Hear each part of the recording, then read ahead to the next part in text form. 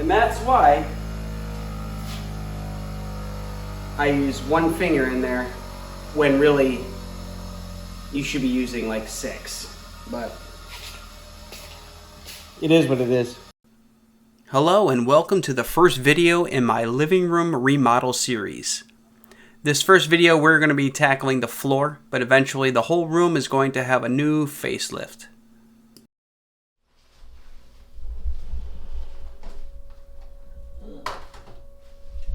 What are you doing? Thanks for at least being on your blanket. We moved into this house a little over 3 years ago, and it's time to start updating. And to be honest with you, I'm not sure if there's hardwood floors under here. I'm assuming that there is not. That's why I'm going over to this corner. I want to pull up a little bit of the carpet to start, just to see what's underneath. And these putty knives make short work of taking off this molding. Just using some pliers for the nails I got stuck in here. And if you need to pry something away towards the drywall, use your putty knife to protect it.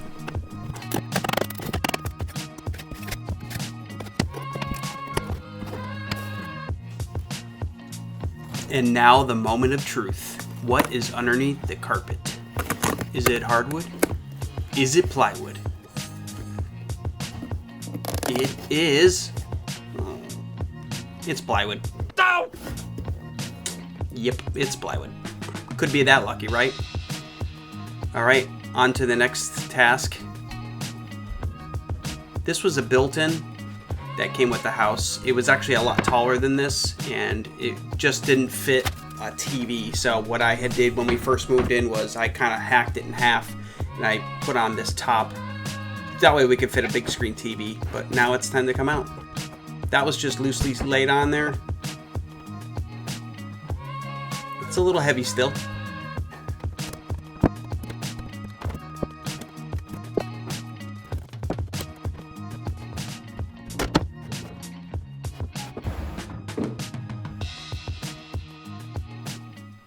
Let me take you in for a closer look.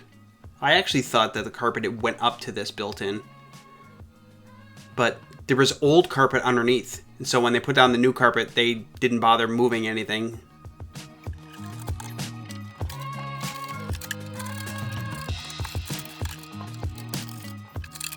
Alright, so check this out. I don't know what they did and if this is up to code. But all they did was they just added a wire from this outlet that goes into here so that they could add an outlet in here. I don't know if that's the code or not, but I guess I gotta go cut the power. Take care of that. So if you're watching this and you're an electrician, could you let me know in the comments below if this is code or not? It's been really bothering me and I would love to know the answer.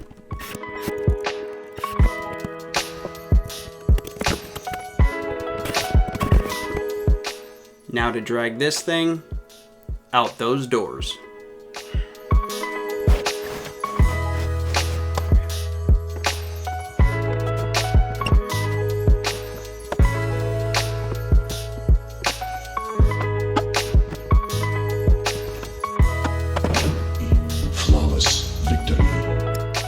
So with the power turned off, I'm just double checking all the outlets to make sure that I got the right breaker, and I'm good to go. Alright, so I'm bringing you guys in here closer. Have you ever seen, instead of using the screws on the side, they use the push-ins? And for anybody who doesn't know how to release these, sometimes people just cut it and then just replace the whole outlet, but you don't need to do that. You got to get a little screwdriver like this guy. Put that screwdriver in that little slot underneath the wire. Push that in and pull. There it is. Pop right out. So you can see that wire right there. Again, so you can see that little tab in there, right here. Get a little screwdriver, put it in there, push in and pull on that wire at the same time, and they pop right out.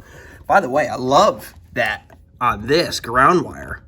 You know, that's a great splice job right here. Very talented. Now remember, I am not a licensed electrician. Please call a professional. Thank you.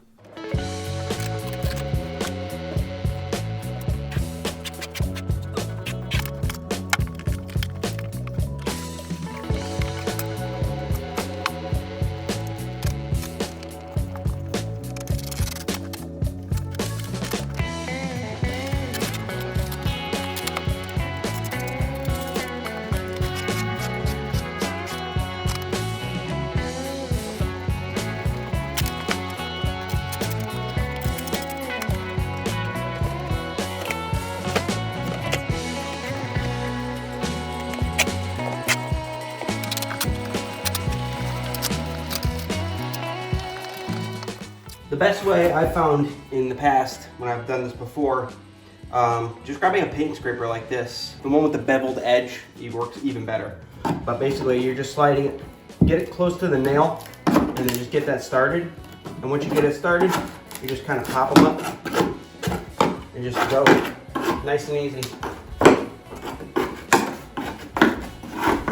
Just like that.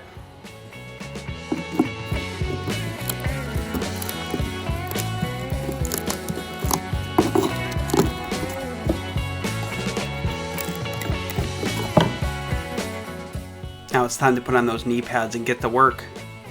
Choose your weapon of choice.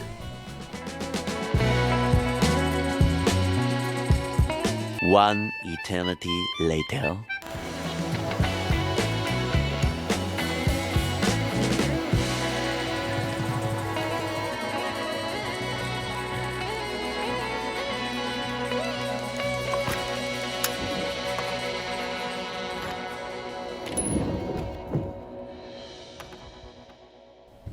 All right, so here we are at day 2. Yesterday we tore up all the rug, got all the liner up, got all the tack strips cleaned up. I went through and picked up, I don't know, about 100 to 150,000 staples. I'm like 95% sure I got them all, but I know there's gonna be a few out there. First thing I'm gonna do is get these couches. I've made some room in my kitchen area so I can get these completely out of here instead of shuffling them all around. And then I'm gonna give this whole thing another vacuum. I vacuumed last night, I'm gonna vacuum again. I just wanna make sure I got as much stuff up as I can. And then we're gonna start laying down some floor. So let's do it.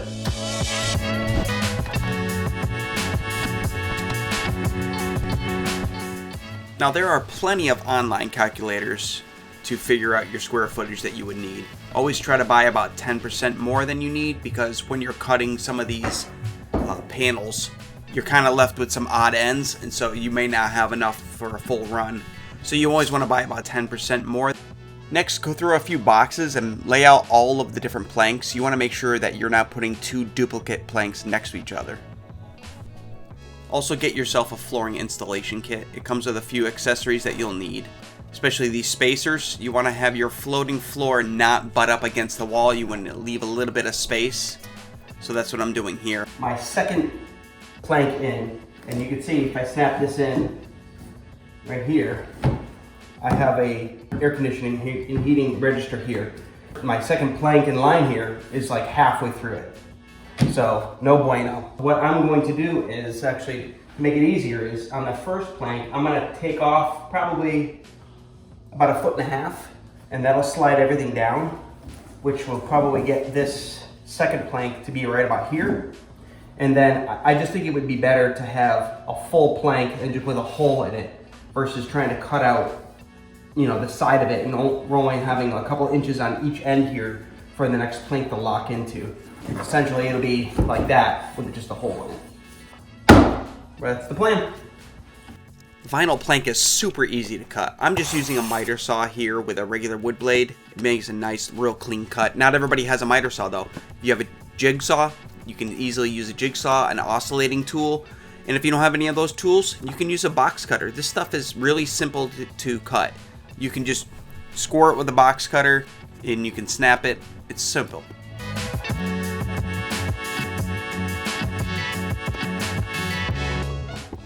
Want to hear the most annoying sound in the world?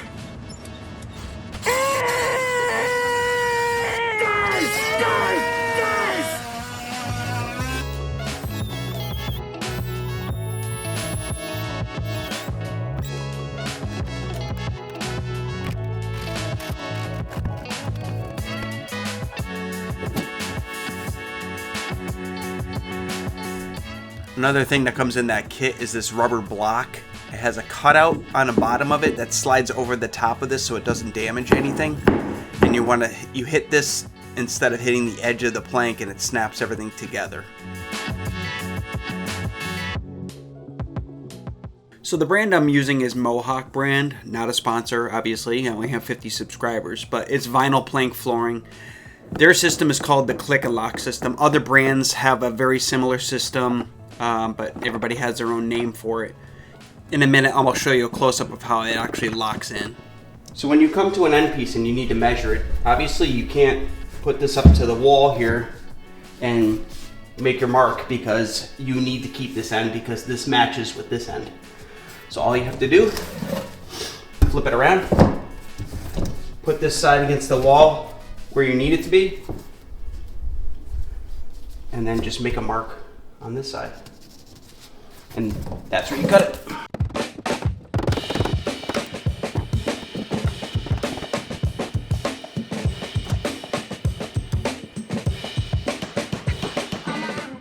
When you reach the end of a row, you're not going to have any room for that rubber block that comes in that kit to fit over the end of the plank and the wall. So you need to be able to hit that into place. So that floor installation kit also comes with a metal, I guess you could call it a hook. It basically, the end of it slides in between the wall and the plank so that you can hit it and pull it away from the wall and lock it into place. Again, I'll show you that in a couple of minutes. I'll get you a nice close-up. You can really see how it works. Okay, here you can see a real good shot of that click lock system. I'm pushing in at an angle, and then I get it underneath the lip of the previous plank and simply just fold it down. Give it a couple of taps just to make sure it's locked in. Then I use the rubber block to seat the end of the plank into the previous one. And here's a good look how that metal hook works. It just slides in between the plank and the wall, and it just gives you a spot to hammer so you can lock it in place. Pro tip, don't put the tripod on the same floor in the same vicinity so it doesn't shake like that.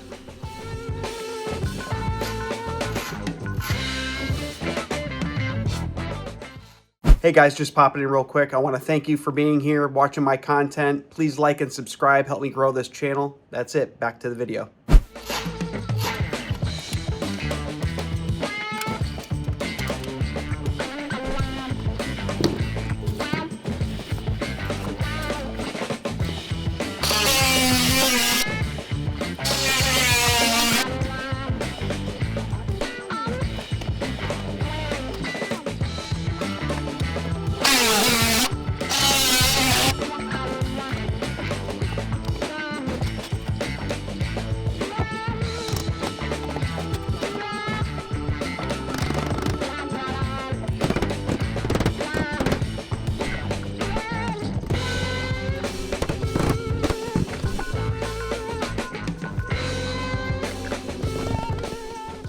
So on this last section, I had to trim off just maybe 1/4 of an inch so it would fit.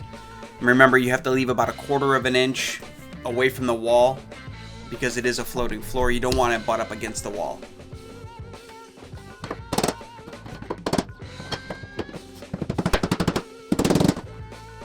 So next I got to deal with this small notch right here.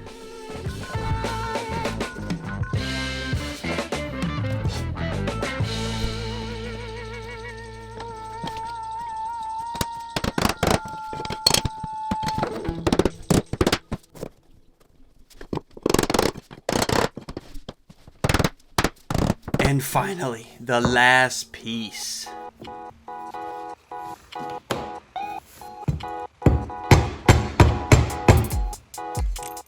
Oh wait, I have the step up. Oh yeah, I guess I gotta do that.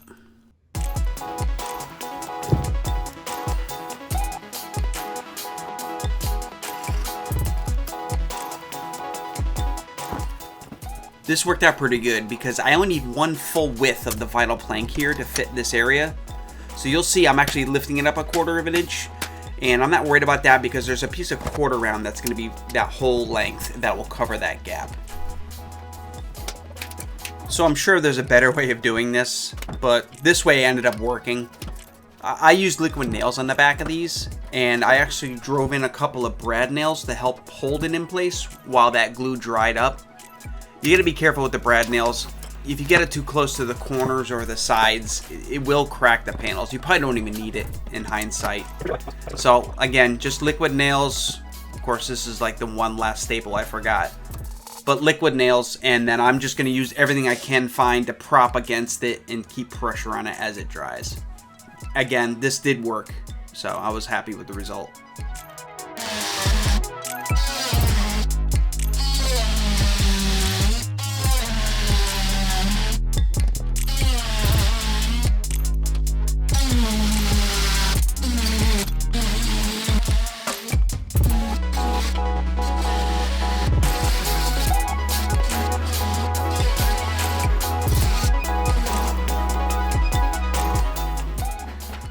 sure to grab some sandpaper or a sanding block, knock off those edges. Otherwise the cover won't sit level. And with this, finally, I am now complete. Well, that is until my wife saw the cover and didn't like the color, so we end up changing those out later. Otherwise, I think it came out pretty good.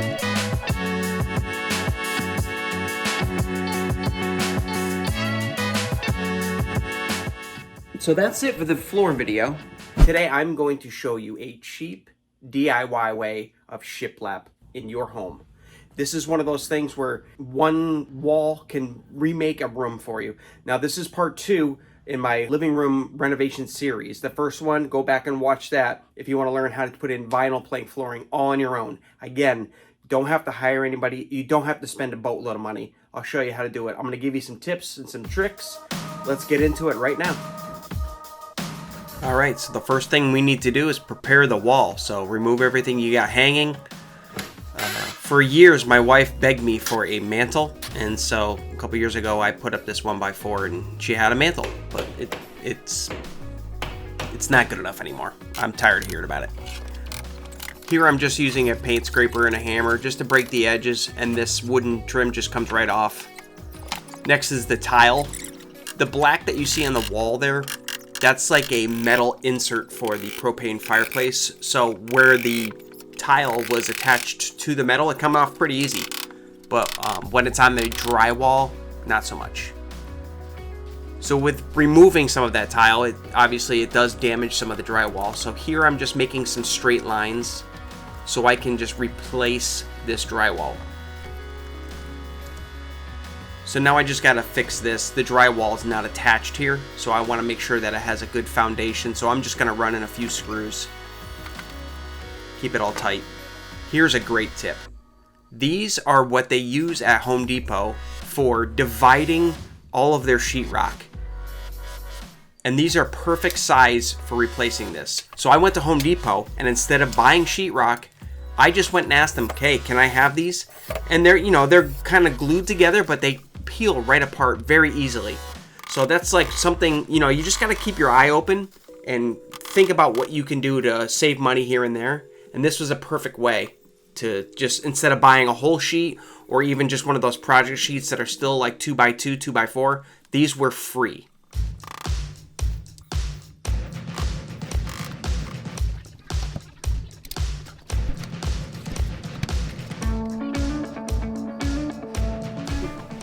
So I live in the Northeast, and these are rampant this time of year, but I'm trying to figure out how this guy got on here. Yep. That's a deer tick. Glad I found it before it found me.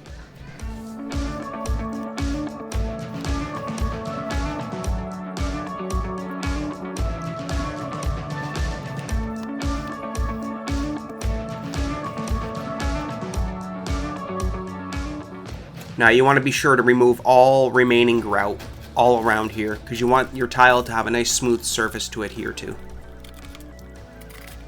And here's where I'm going to save you some serious cash. This is what we're using for the shiplap. 1/8 inch plywood.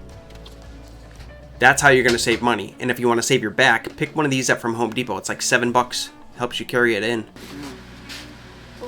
This is my helper. If you've got kids that are old enough to, be around the shop and help out, get them in the shop and help out. Alright, finally we're going to make these shiplap boards. So this is the 1/8 inch plywood, and we're going to cut it down into strips. Now the width of the strips is up to you. I think I went with 5 inches. I can't quite remember, but it's really your preference. And I know what some of you were thinking. You don't need a table saw for this. A circular saw, cheap one, and a straight edge will do the same thing. Now knock down all the edges that you just cut so you don't get any splinters. So to sand that with, this is just a 120 sanding sponge. For painting them, I'm going to go with these smooth surface high density foam rollers. They're 6 inches. And I'm going with the Glidden Diamond ultra scrubbable 1-coat paint. 1 coat. You know what we always say about those 1-coat paints, right? They're 2-coat paints. But we'll see how it goes.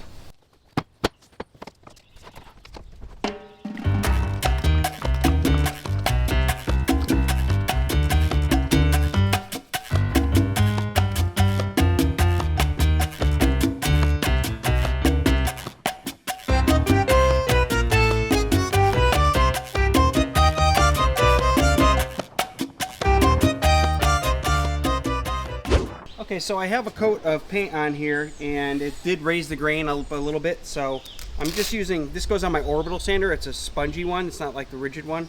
And I'm actually just putting on some 400 grit. And I'm just gonna lightly go over this, just to knock down all the high spots where the grain has raised up. And it's just much smoother. And it's barely really taking any paint off, so it's not like I have to add an extra coat or anything like that, but it's just smoother to the touch. Wait, do I have the Alright, so now you take this one away and you put it on the tailgate, okay? And then Jack brings me one. The tailgate over here. And then Jack puts one here. I'm gonna go get another one. Yep, you're gonna put it like this. Nope. And yes, I was here earlier. And then you put one right on top of it next time. Okay? Are you ready? And yes, in case you weren't watching that first bit, I was helping in the workshop.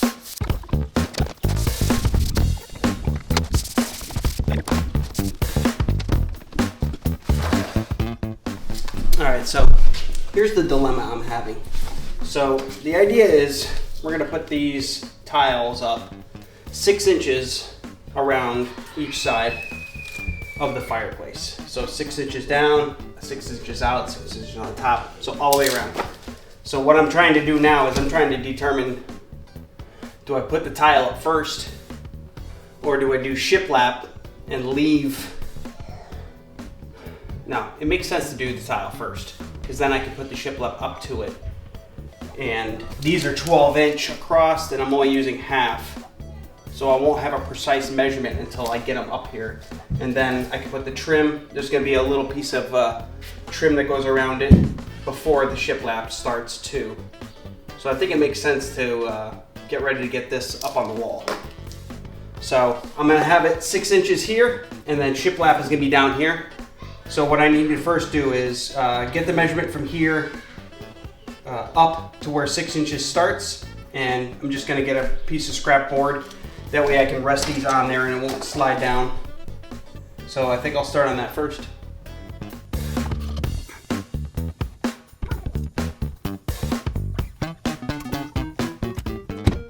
So my trial and error is your benefit, because I'm gonna tell you what works and what doesn't work. So what I'm doing here is I use some two-sided tape and I put the tiles. Now I'm using really small tiles. This would be different for larger tiles. But I got a diamond blade for my cutoff wheel. And I'm like, oh, this should work. No, it didn't work. So my next thought is I'm gonna put some clamps down on the board to keep the board from bouncing up and down. See if that helps. Well, guess what? It didn't help. You can see it's still chipping out pretty good. It's not good enough for what I need. Now remember, these are small tiles.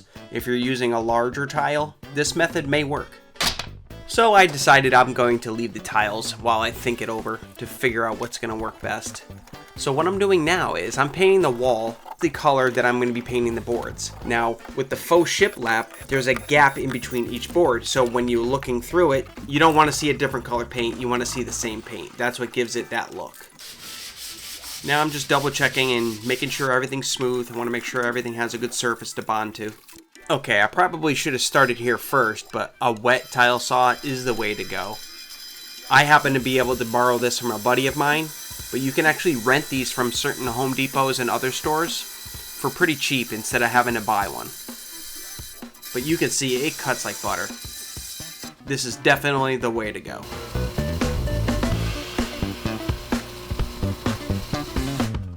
Let's get this tile on the wall.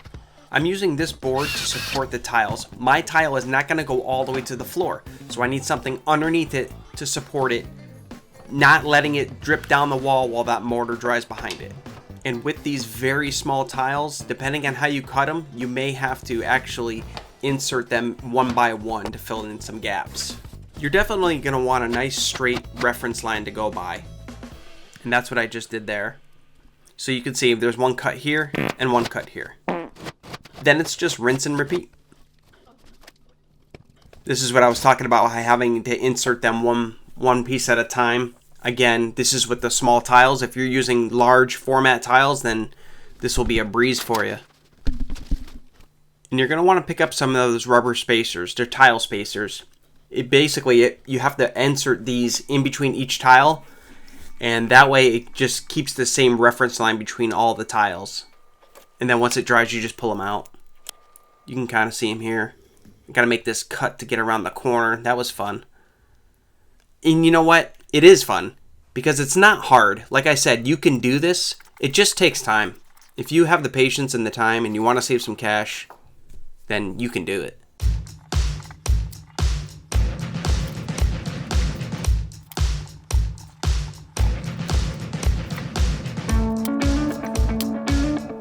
Now, depending on what kind of tile you pick, it can be tedious, but once it's done, it looks great.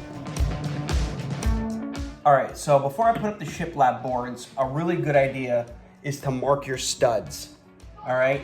Because when you're putting up the shiplap, if you know, I'm going to be using 18 gauge brad nails. If I know where the studs are instead of guessing, it's just going to save me a lot of time later on and less headache for sure.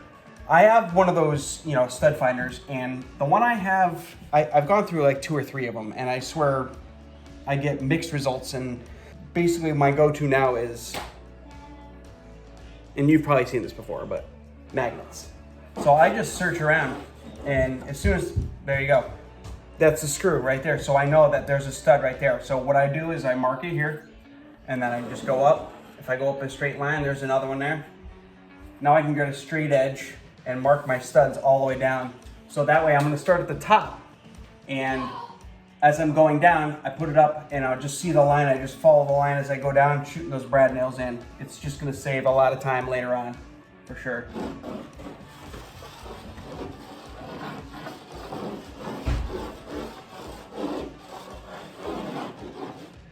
And now I can't find them, so it works that good.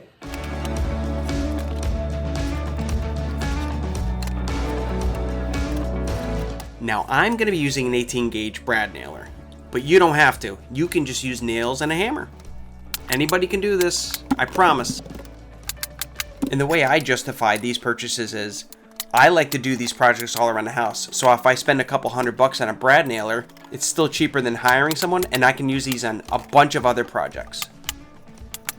Here you can see I'm just using a scrap piece of that plywood I used to cut this for a spacer. You just keep sliding this around, moving it to where you need to. Make sure everything's tight, throw in a few nails.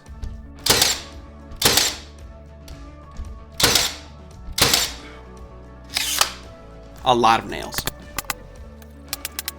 Alright, as you can see, for the next board, you know, leaving that little gap here, it's going to run into the tile I just put up. So I'm gonna have to go ahead and notch this board out. But besides the notch, do you see anything else wrong with this issue? Anybody? You guys see it? I'll put it up on the screen here, give you a little hint. Yeah, so this is part of the insert for the fireplace. This is a propane fireplace. And this is part of the, I believe this is just part of the chimney that brings it up, this metal piece. But you can see this gap here. So if we have the next board, obviously it's perfectly in line with where I need my gap to be, and you're gonna see right through there. So I gotta come up with something to fill this space. I'm gonna have to hammer this metal in just a little bit to get it flat. But yeah, I gotta come up with something. I'd ask for ideas in the comments, but I won't be able to read them until the video's out, so that's not gonna help me. Oh yeah, remember these? Just happens to fit in here perfectly. And again, they were free.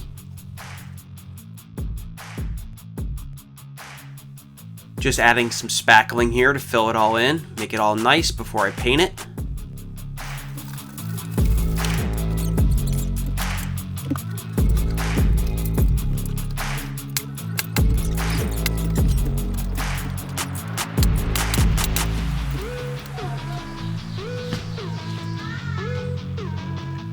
Boom.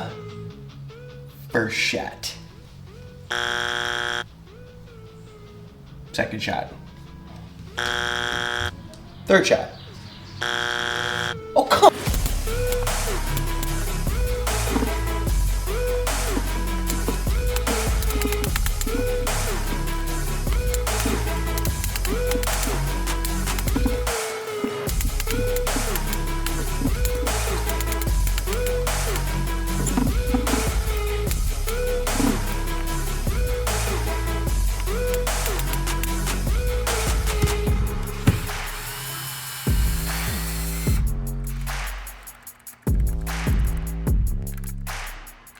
You recording? Yeah. You're sure? Yes. 100%? Yes. Okay.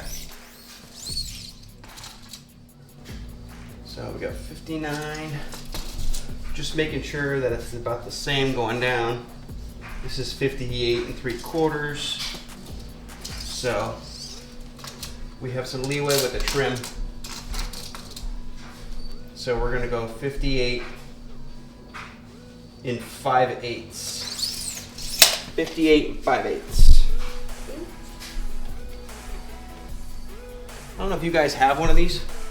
These are the fast cap. Most YouTubers have them, but I find it's great. You just write your measurements right on here. Wait, what did I say it was? 58 by something? 58 3/4. So as long as you're not talking to a camera and you make yourself forget what the number is, you just write it down quickly and you got it. Now you're rolling. I'm gonna keep that in. Really? Yep.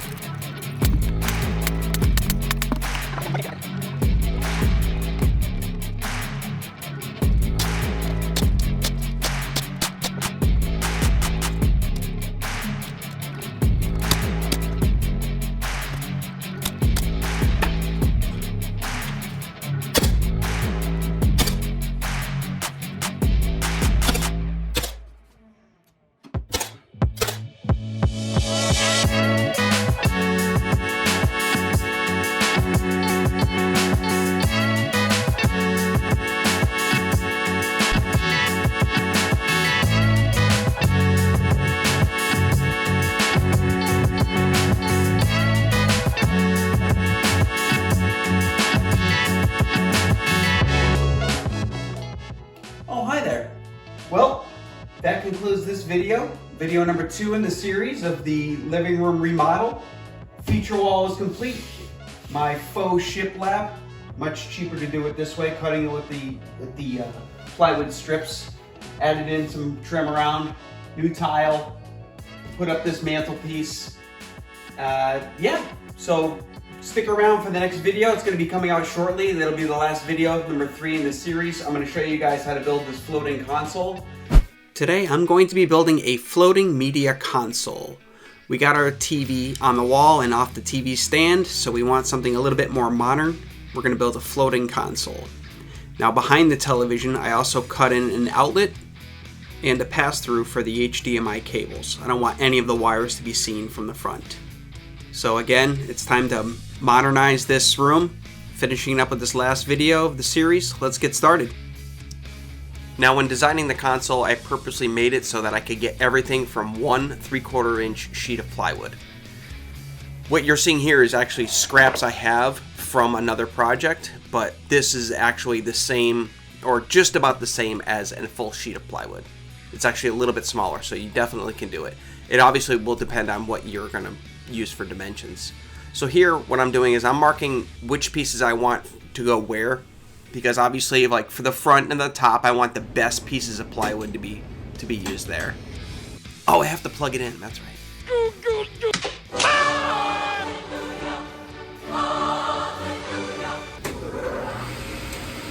That's better.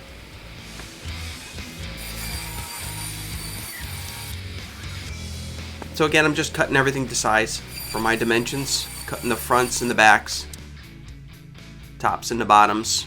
You can see I'm going to be using a mitered cut here. So I just picked up this track saw. Makes it a lot easier for doing these longer pieces. It'd be hard to run this thing through a table saw. So I'm cutting 45-degree angles here so everything matches up. You can see I'm cutting both the top and the bottom at the same time here.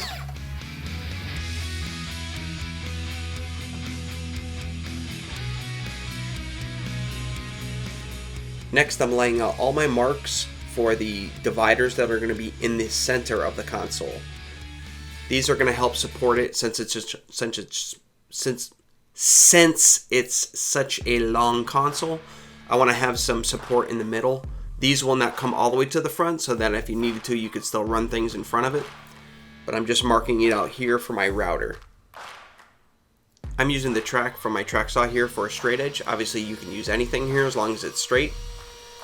Now I'm cutting about a 1/2 inch recess with my router bit here so that the dividers can slide right in. So I'm doing both the top and the bottom at the same time. That way I know everything is in line. And I'm taking shallow passes here, maybe a 1/4 inch at a time, until I get to a right around half inch or so. This is a test piece of the plywood I'm using, and I just want to make sure that it's solid and I'm right on line there.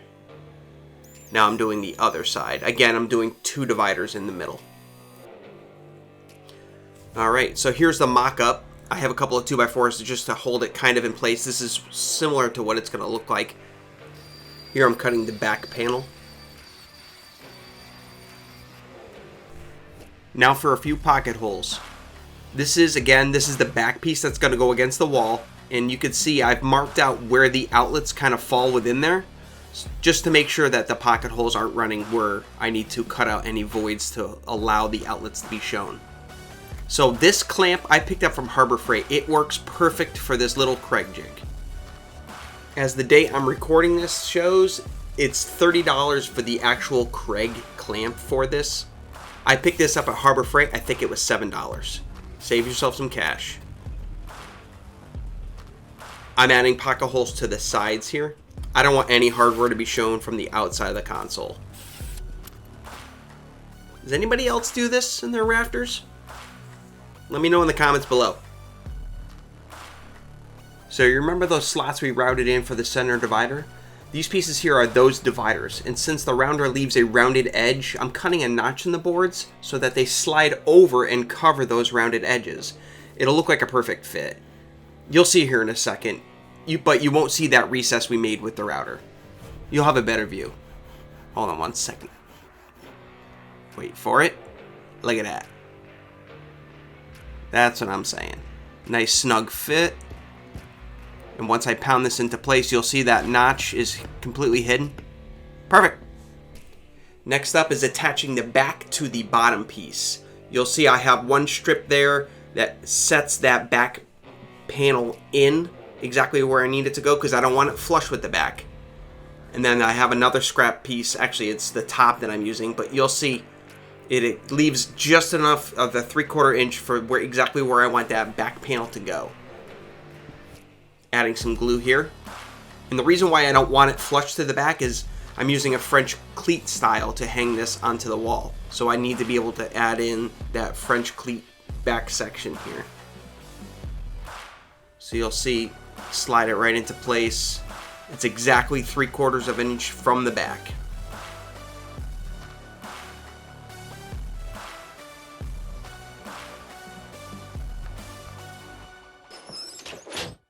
Excellent. Next. Excellent. Next. Exactly. Go!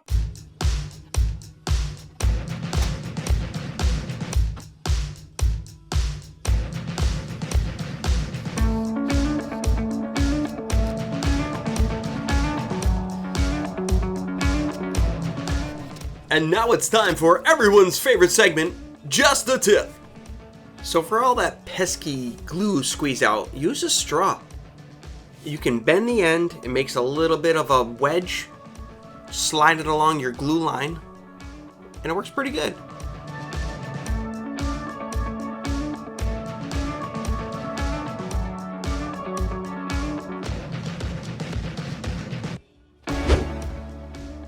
Here again, you can see how that divider fits in there. So what I'm doing is I'm just dry fitting it right now, making sure everything looks good before I add the wood glue here.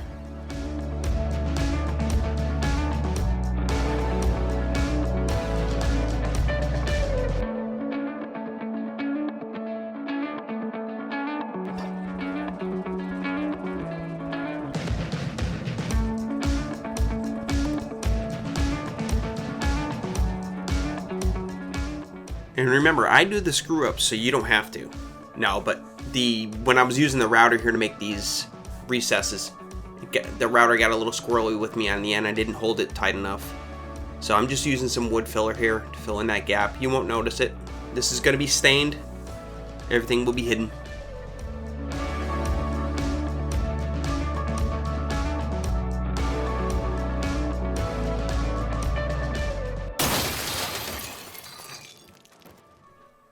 Yep. I forgot to notch out the top piece for the same effect I did on the bottom, and it's already glued in. It's actually not that big of a deal, but in the moment, you know.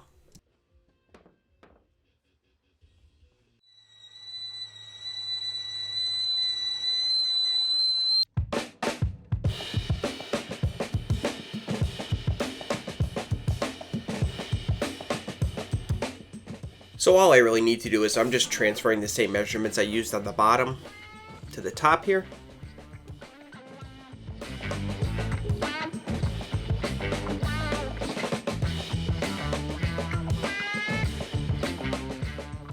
Grab the Japanese pole saw and make short work of this. It's funny that like when you're in a project, and especially if you're working with wood glue and your things have set up, and how you can overreact to things. I do this all the time. I mean, you see how simple this fix was.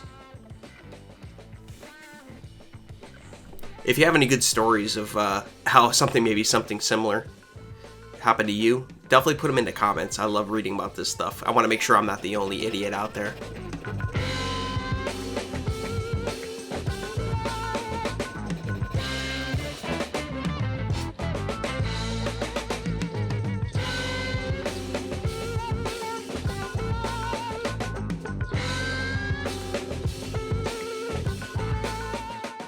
And with a little persuasion, that is how the top is supposed to fit. Here's another shot of how we make that cut, and it just simply hides that whole recess that we made for this. Next up is some layout lines for the hinges I'm using. I'm using those Euro style hinges you can see here. Everything stays inside and won't be able to see anything. These are also soft close, so it'll be a nice touch. So I know I'm featuring some Craig stuff in this video, but I am not sponsored. Take a look down here. If you're looking at right when this comes out, I have 74 subscribers. I don't have sponsors. I'm not getting paid to do any of this stuff. These are just things I like to use. This actual Craig drill here, this guide, I borrowed it from a friend. And you can do that too. You know, if you have friends that you're into woodworking, maybe they have tools that you can use, but this thing's really cool. You set it to where it matches your hinges that you bought, and it, like I said, it's just really simple to use. Those are two little guide holes for the screws that go in, automatically lined up for you using that jig. It's great.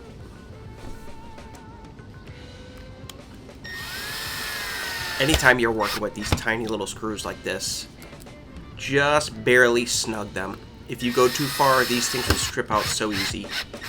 Really, you should just be using a hand tool for this, a screwdriver.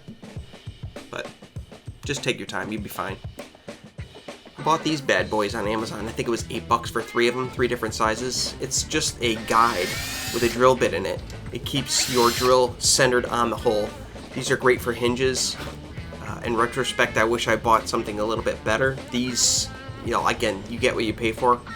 When you're drilling with these, they fill up with all the drill shavings, and they just jams up.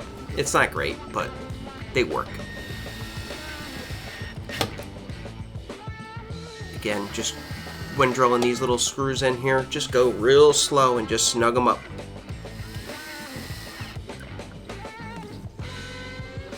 Here I'm testing out the soft close feature, so you can see how slow it closes.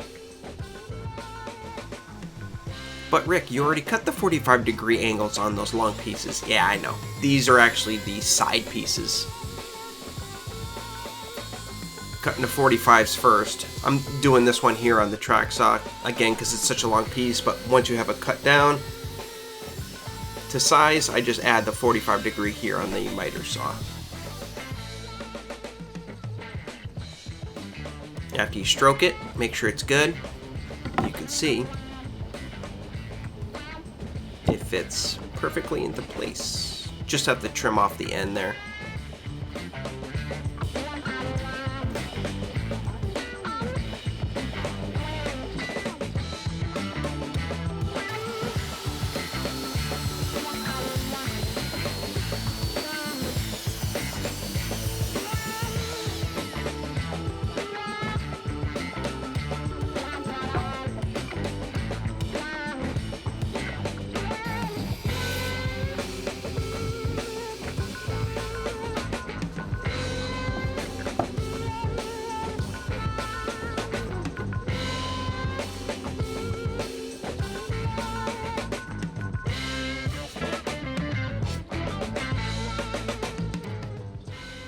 Nice bead of glue here, secure the top on.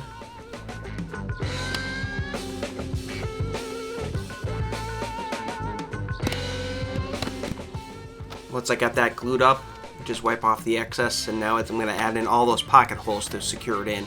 I'm not going to show you that. You've seen pocket holes being drilled. Here I'm using blue painter's tape. I'm just getting it ready.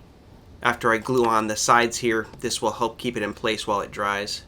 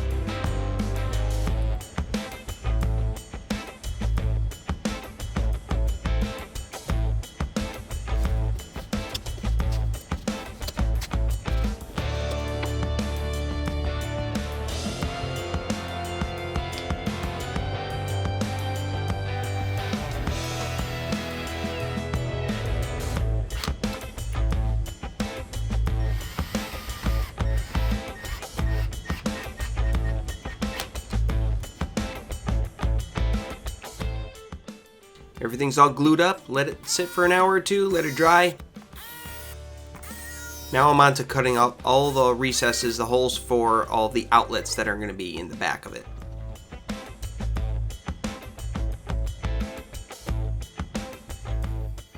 Now I'm cutting a 45-degree angle on this piece, and this is going to become the cleat that goes in the back. I'll need two of these, one for the wall and obviously one for the console. I wanted to show this real quick. See this gap here? To close the gap, and sorry I didn't show it, but you just take the edge of a screwdriver and just kind of run it along the side of that, and it'll close the fibers up. It works great. Now what I'm doing is I'm cutting out these. This is the cleat that's going to go on the back of the console. I can't have it run the whole width because of the outlets holes. You would see the cleat. So what I'm doing is I'm cutting the sections, and you'll see it'll fit in. Like there's a section, and then you have obviously the outlet. So you can see how I just cut sections of the cleat up to make them fit. Pre-drilling all the holes. I don't want this stuff to crack because I'm drilling it in.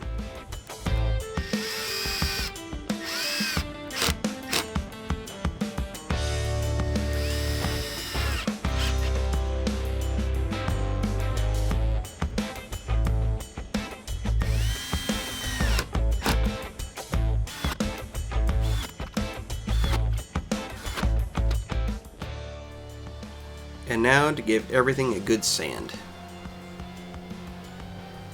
Being plywood, I'm just starting at 120 and then working up to 220. You don't want to go too much because obviously the layers of the plywood, if you go down too deep, you'll expose the underlayer. Don't want that. Now I'm just taking off all the hardware, getting it ready for stain.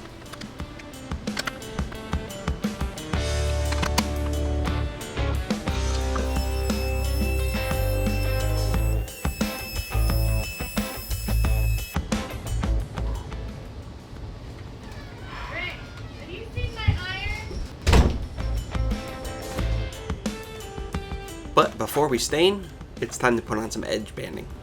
Grab an iron, put it on the highest setting you can get it. Get it nice and hot.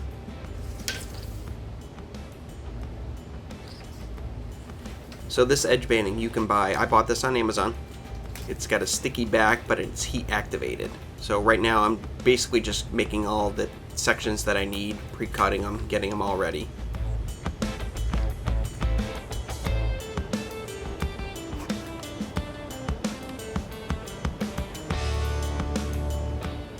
Now if you buy some decent stuff and not the cheapest stuff you can find on Amazon, it goes on pretty well.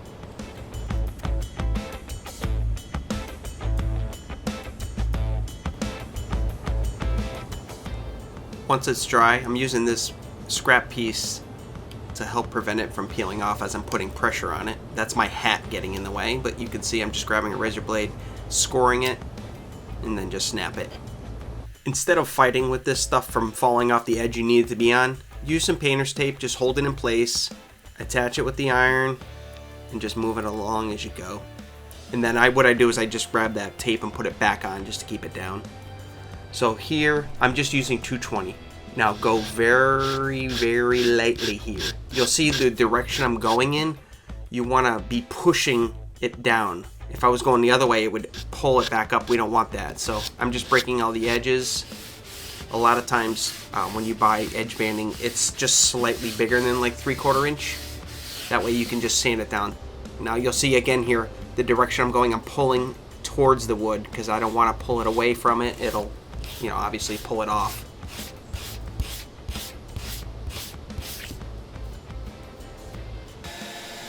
So I desperately need a clamp rack.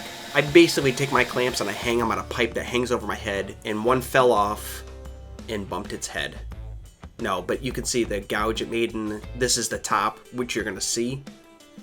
So grab a water bottle, spray it down, use your iron. When the iron helps evaporate the water, it actually pulls the fibers back up to where they need to be. They kind of have like a memory.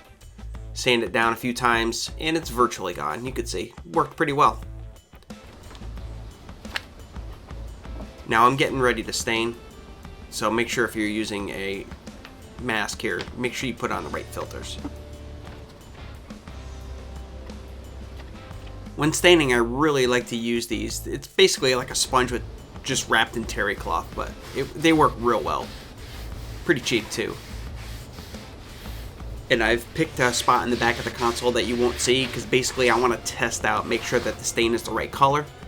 And once you get the okay from the wife, you're good to go. Then the only thing left to do is reattach all your hardware and mount it on your wall. There's plenty of videos to show you that French cleat system, so go check them out.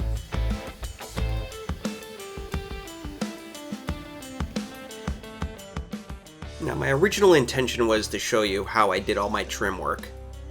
But it's a pretty lengthy process, and there are plenty of videos out there. Maybe one day I'll make one for you, but you can see this is the traditional oak finish, and what we decided to do was go with a more modern look, so I replaced it all with 1x3.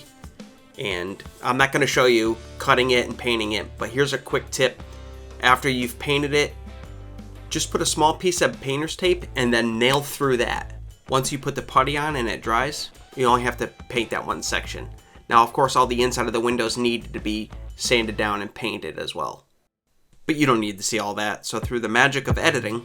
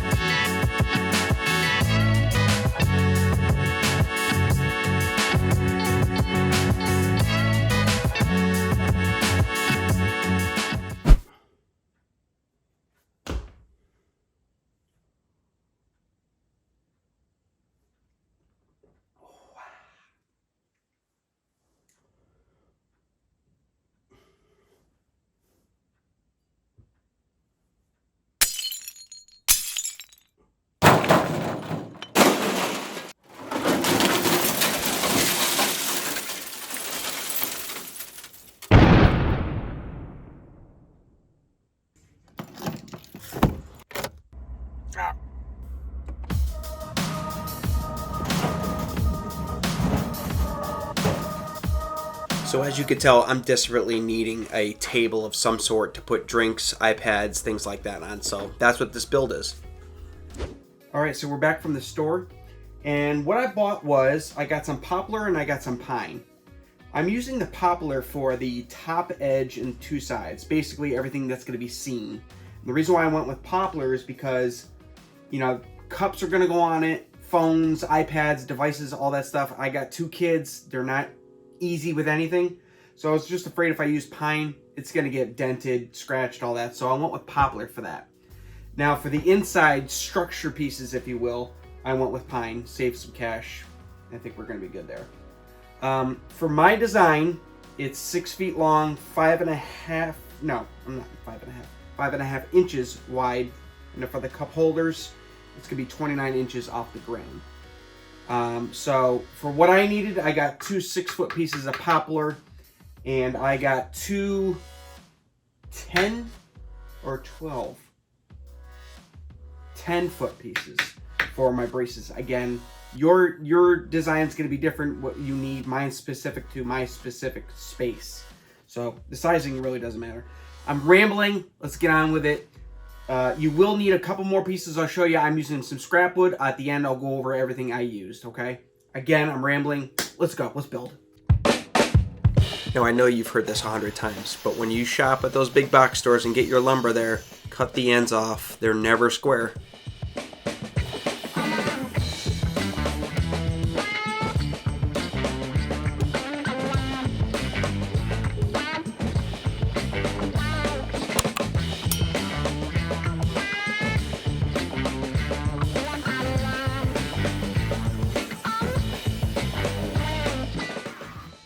Alright, I know it's kind of hard to see when it's close up like that, but so far this is going to be the top piece.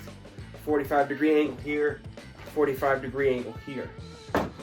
Now for the 2 sides, 39 inches each, I've also started with 145 here, and now I'm going to cut another 45 on this end. And then once I have those, I'll measure in from the outsides, 39 inch, make a straight cut, 39 straight cut, then I'll have my 2 pieces. So one more 45 and then we'll do some straight cuts. Let's go.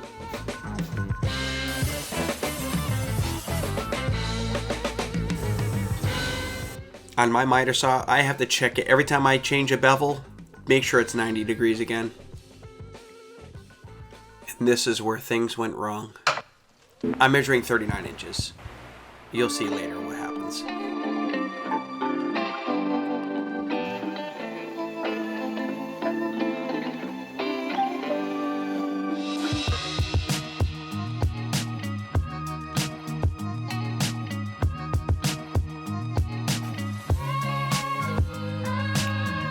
Alright, so we got the first couple of cuts made.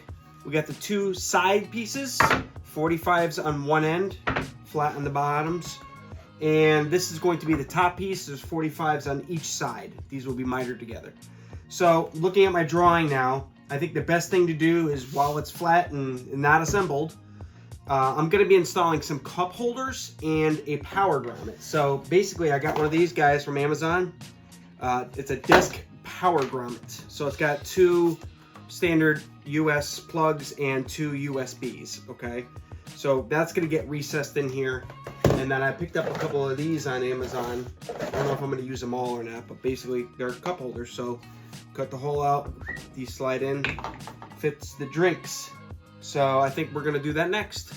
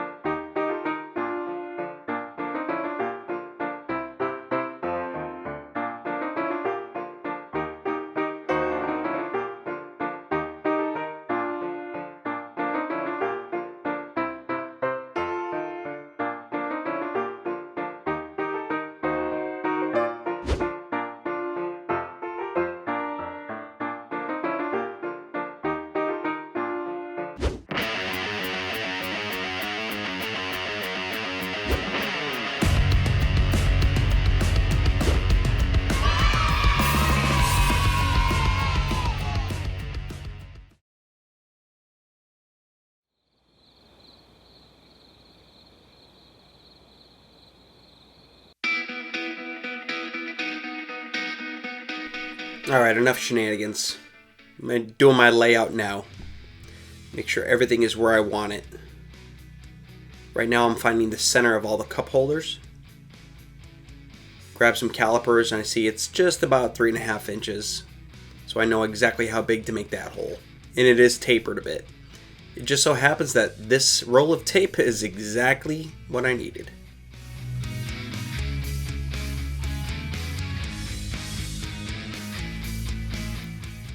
And now I'm laying out the spot where the grommet will go. It's going to have 2 outlets, and the inside of the roll of tape is exactly where I needed it to be. You can't make that stuff up.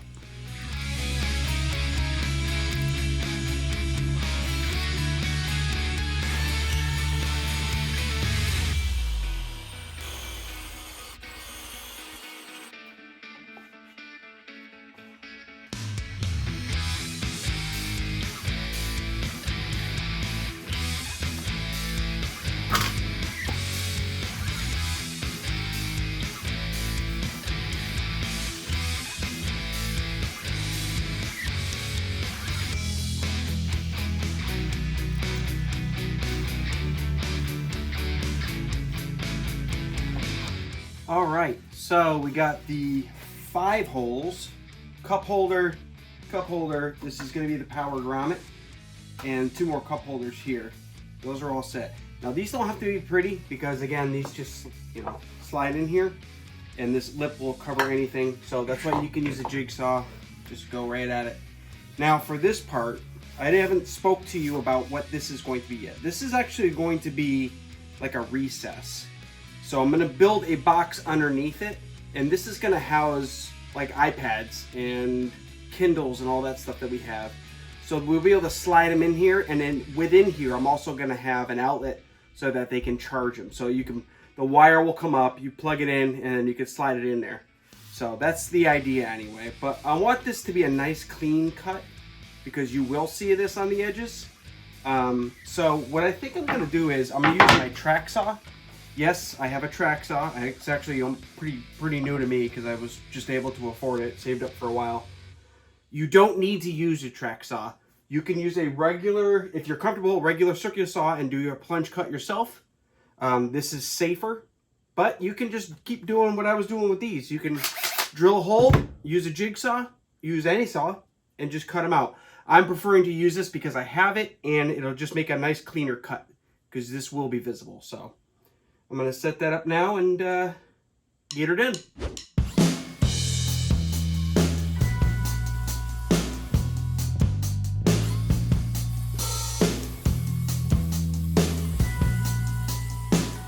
And here I'm just using my Japanese pole saw to finish the cuts where the circular saw couldn't reach.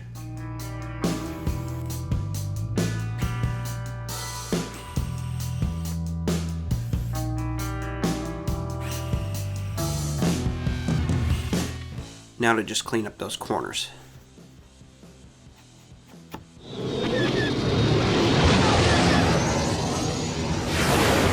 Alright, so next we are going to work on the box that will live underneath here to store iPads and any kind of tablet storage.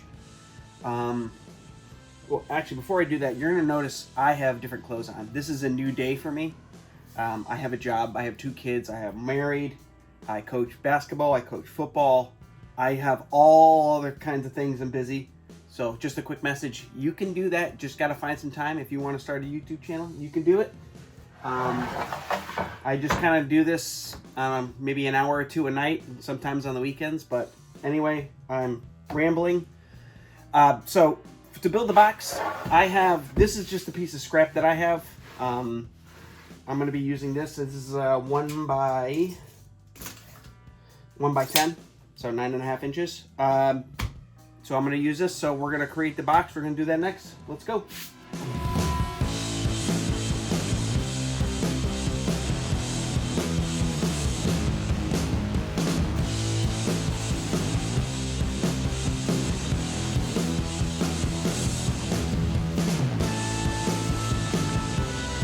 Now to just make sure all the pieces fit for the box. Now we're going to cut the top.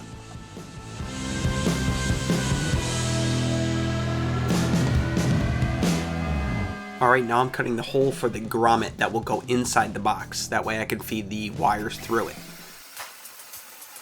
And now, another edition of Just a Tip. When you use a Forstner bit, don't go all the way through. Stop when it just peeks through the other end, right here. Then come from the other side. It makes a nice clean hole on both sides. Much better than it would have been.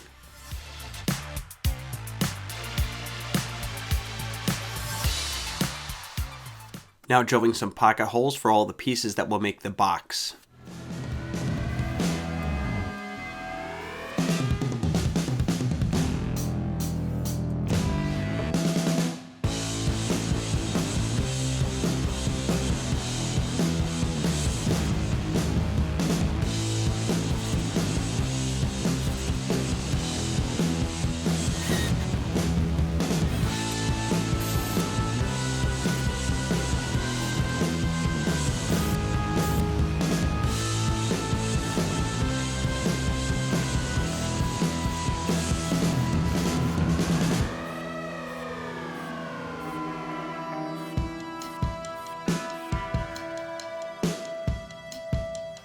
Nice. All right, so now we gotta attach these side pieces here. Again, they're mitered up top here. So I'm gonna use some wood glue there, but I don't wanna show any fasteners on the outside. So I'm gonna check and see if I have some brackets, some little L brackets that I could perhaps put in there to help strengthen that up. All right, time to check out Grandpa's stash, the old Dutch Masters. You know, I got brackets somewhere right here. And oh, perfect. Look at this. 4 pieces is exactly what I need. How old is this thing? Symmetry. Well, let's give him a shot. Thanks, Grandpa. I bought these corner clamps on Amazon. They work okay. I wouldn't recommend them. So, but you know, they're good enough. 2 hours later.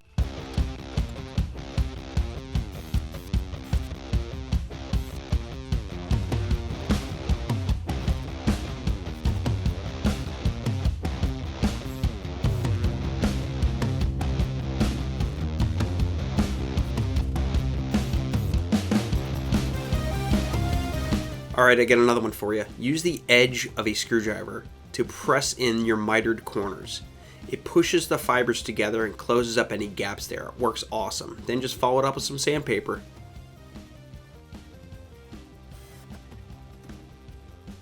So see what I'm doing here? See this stretch? Not a good idea. I was impatient, lazy, and I didn't wait for the glue to set up, and I popped it right out. So I had to add some more glue in here. Then I'm using this scrap piece and a shim to push it back together. All right, so next we need our support braces. We're gonna use 4 of them, 2 at the bottom, 2, like 2/3 of the way up. So this is a bunch of pine that I got. This is 1x4. I'm going to, the length of the sofa table, console, whatever, cup holder is 72 inches. However, I need to subtract the width of the 2 sideboards, which is, it's 3/4 material, so 1.5 inches from 72. Go. 70.5. So I need 4 pieces at 70.5.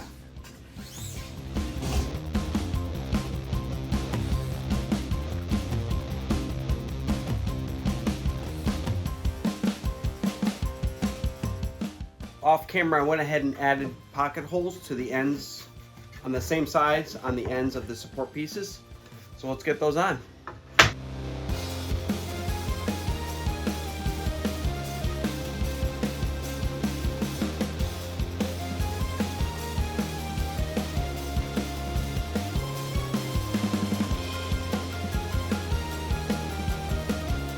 So mistakes were definitely made on this project.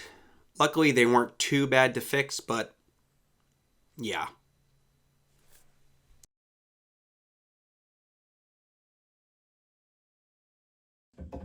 For some reason, during the whole build, I had 39 inches for a height set in my head the whole time. 39 inches, 39 inches, 39. and just to double check, 39. What I need is 29. And I bet you, if I had looked at my plans, oh, here, 29 inches. So if you use plans, I mean, if you write plans, used plans, should be a fairly simple fix. I didn't glue any of these support boards in, so I'm just gonna unscrew these bottom two, take off 10 inches from the bottom, move these support boards up, attach them. Let's stop wasting time. I'm not gonna waste your time, I'm just gonna fix it right now. There, it's all fixed. Now, since you'll be reaching your hand in this little cubby all the time, I'm gonna round it over with an 1/8 inch router bit, and then sanding the corners that I can't get to with the bit. I'm also using a curved rasp here.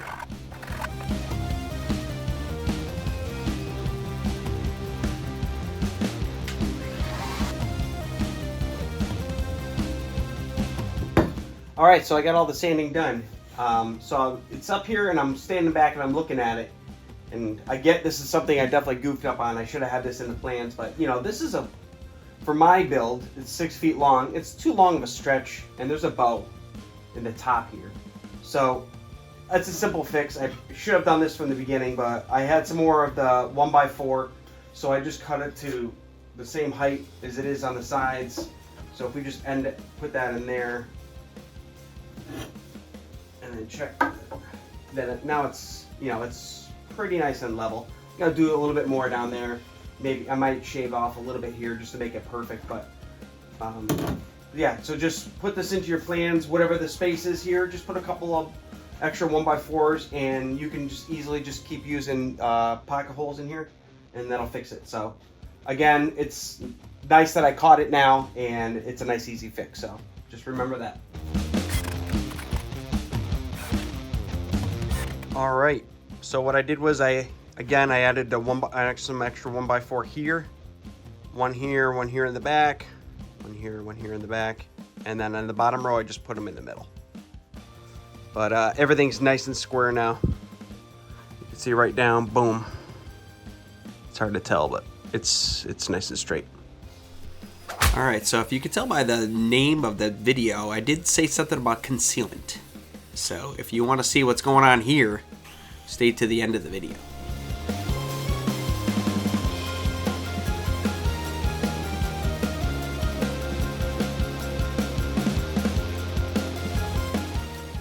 And once everything's sanded, give it a quick vacuum, pick a stain of your choice, and that's all she wrote.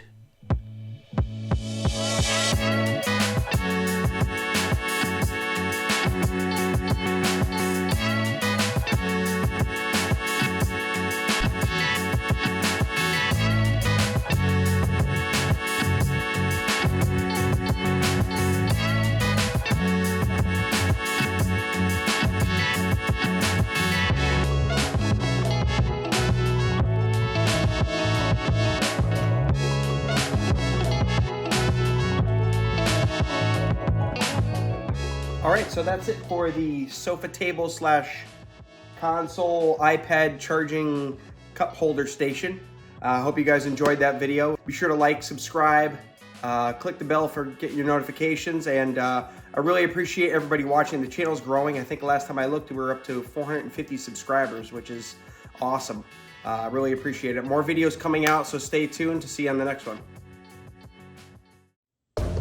Alright, so I said something about concealment. Now, don't get too upset, but this is my weapon of choice. TV remote.